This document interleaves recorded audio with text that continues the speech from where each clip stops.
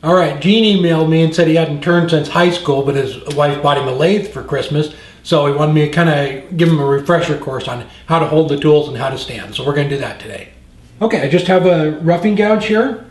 So what I do is put the fat part of my hand there, right up against the tool rest, grab a hold of the back of it here, give it support. This one's already trued up, so there's not going to be much pressure at all. And I'm just gonna demonstrate real quick. So stand with your feet about shoulder width apart. Don't bunch up and try and just move the tool like this. Actually, grab a hold of it, depending on where it is or what kind of piece. I put it up against my hip here. Set it up there. Let the bevel ride, and then bring it down to where it's starting to cut. And I just push it across. Okay, I have it way down, so it's quiet, but just like that. So in the roughing gouge, a bowl gouge, I'm taking out a lot of material at one time, so I hold it way back here. If I'm using a detail gouge,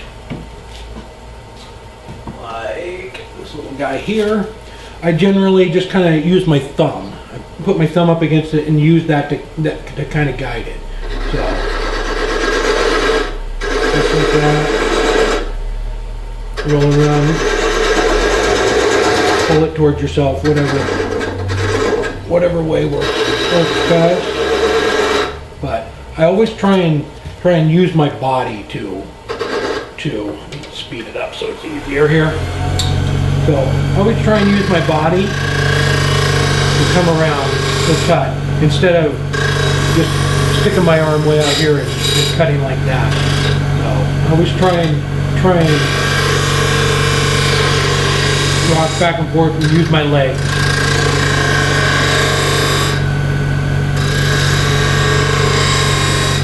All right.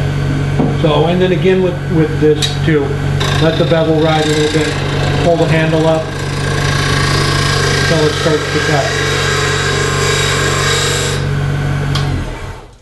All right, and so some of the finer detail gouges you'll see me move up when I'm making really light cuts. I'll be way up here on the tool, and it's just because there's not a lot of pressure, and I'm not taking off a lot of material all at once.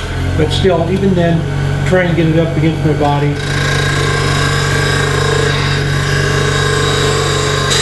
If the handle's long enough, just like that. On some of my shorter tools, like maybe the skew here, I raise the tool rest up just above center. Again, I lay my hand up against here, don't get it up above there. And then I pull my whole body this way, just rock it back and forth instead of just trying to move the tool back and forth.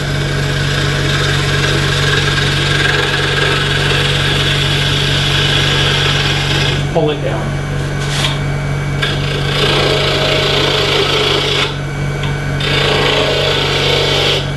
Don't run off the end of the tool rest there. Okay, so that is about it. Just kind of get it in your hands, hold on to it. Don't if you're, especially with the roughing gouge or bowl gouge where you're taking off a lot of material at once, get a hold of the tool and actually just move your body with it.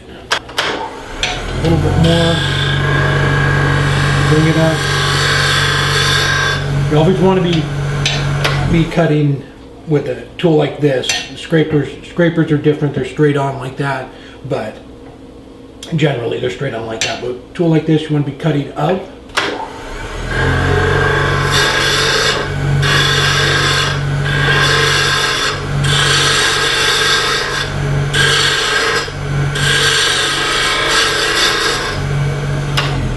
And for hollowing, I have some bigger tools with longer handles. I tuck it right underneath my arm like that.